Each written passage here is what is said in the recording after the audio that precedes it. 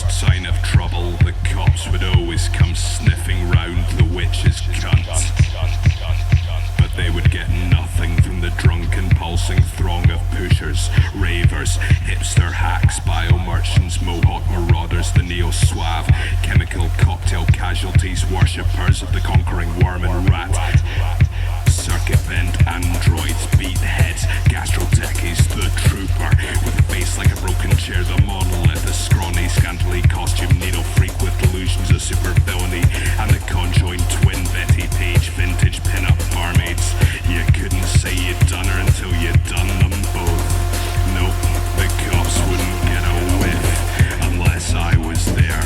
I'd tell them a tale, I'd tell them I saw it all. It was raining red when we dug up his grave under the eyes of the city council, army doctors and a quivering priest. His corpse had not decayed and indeed looked healthy and plump with rosy cheeks, his fingernails and hair grown long. They staked him with a whitethorn wood and branded him all over with a silver cross and decapitated him and burned the bodies. We sliced the city in their cruise, the radio pumping outer limit, hip-hop, sousaphone, trance, hardcore, junk, mental, tentacle, doo-wop, astronautical, electrickery, subterranean rumblings, meat cleaver, crunk, mushroom, cloud, lava, jazz, human bones, xylophone, voodoo dance, poetry, paradox, rust bomb, barnacle shanties, wasabi dub, hypnotic loop, diminished, fifth industrial clatter, radio dial decay like anthropop, burrows, continuums, demon lounge, skin walk, tripedal, three-step, synesthesia, and drums and invocation. And the cops asked if I wanted to spike some crimson snow with them. We knew we were getting close as the walls became plastered and covered with appeals for information about missing or kidnapped dogs. It had been reported that a wild man over 7 foot tall and covered in thick grey fur had been seen foraging in the long alleyway that backed onto a parade of cheap restaurants. Camouflaged and armed with hunting knives and a tracker, they sat down to fried seaweed, prawns and noodles. The distress call was traced to a rundown Arctic research shack. Inside they found no trace of habitation, and the last log entry was dated almost 100 years previously. Pseudo-memories, phantasmagoria, mentally projecting down through the ages, disembodied data, merchant, mirroring death in the abyss of sleep. It was in London at the turn of the century, when once again the world hadn't ended. The streets strewn with wreckage, cars upturned and entangled in roots and plants run rampant. The glass of shopping malls collapsed under the moss that sought to claim the cities back to earth, all nurtured by the constant shower of red rain, swirling in eddies towards the black obelisk that stood as the new center of existence. Life-giver, provider, the expedition faced it, prepared to never go back again. More mourners turned up to the funeral than Jay ever could have expected, most having traveled great distances to pay the respects, and some come suddenly without any provisions for the long journey. During the service, during Jay's grand eulogy, there came a commotion from the back of the room. Screams and wails and pushes and fights and confusion. The crowd parted, and the very child for whom they had gathered walked through them caked in mud, and his fingers scraped back to bloody stubs. Of course, the research had already been published into the mating habits and mechanics of demons. When unable to produce semen themselves, they took the form of a woman so enticing to men who'd spill themselves inside the projected fantasy. Then by changing shapes remembered as to impregnate a human woman with that harbored and perverted seed. It was late. They'd not found what they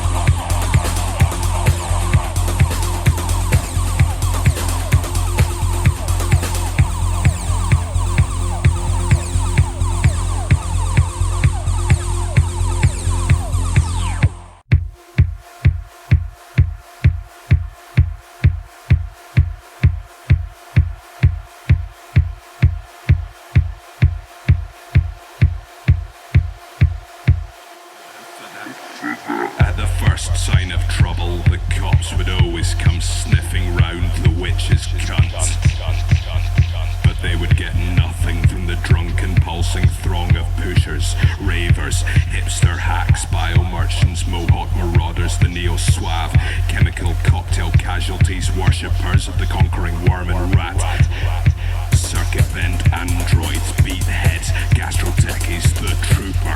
With a face like a broken chair, the monolith, the scrawny, scantily costume needle freak with delusions of super villainy, and the conjoined twin Betty Page vintage pin-up barmaids. You couldn't say you'd done her until you'd done them both.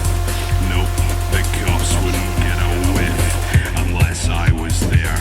I'd tell them a tale, I'd tell them I saw it all. It was raining red when we dug up his grave under the eyes of the city council, army doctors and a quivering priest. His corpse had not decayed and indeed looked healthy and plump with rosy cheeks, his fingernails and hair grown long. They staked him with a whitethorn wood and branded him all over with a silver cross and decapitated him and burned the bodies.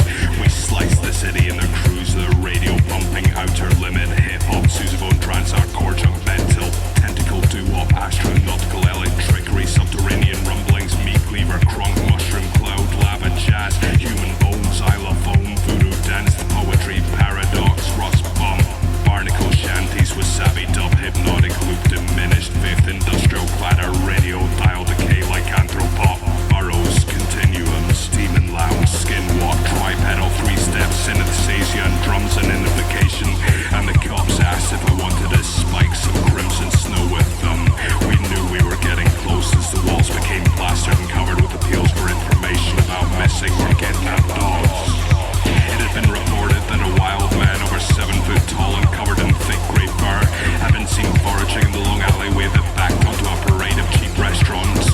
Camouflaged and armed with hunting knives and a tracker, they sat down to fried seaweed, prawns and noodles. The distress call was traced to a rundown Arctic research shack.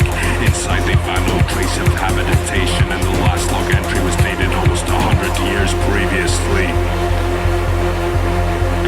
Pseudo-memories, phantasmagoria, mentally projecting down through the ages, disembodied data, marching, mirroring death in the abyss of sleep. It wasn't London at the turn of the century, when once again the world hadn't ended. The streets strewn with wreckage, cars upturned and entangled in roots and plants run rampant. The glass of shopping malls collapsed under the moss that sought to claim the cities back to earth, all nurtured by the constant shower of red rain, swirling in eddies towards the black obelisk that stood as the new center of existence. Life-giver, provider, the expedition faced it, prepared to never go back again. More mourners turned up to the funeral than Jay ever could have expected, most having traveled great distances to pay the respects, and some come suddenly without any provisions for the long journey. During the service, during Jay's grand eulogy, there came a commotion from the back of the room. Screams and wails and pushes and fights and confusion. The crowd parted, and the very child for whom they had gathered walked through them caked in mud, and his fingers scraped back to bloody stubs. Of course, the research had already been published into the mating habits and mechanics of demons. When unable to produce semen themselves, they took the form of a woman so enticing to men who smell themselves inside the projected fantasy. Then by changing shapes remembered as to impregnate a human woman.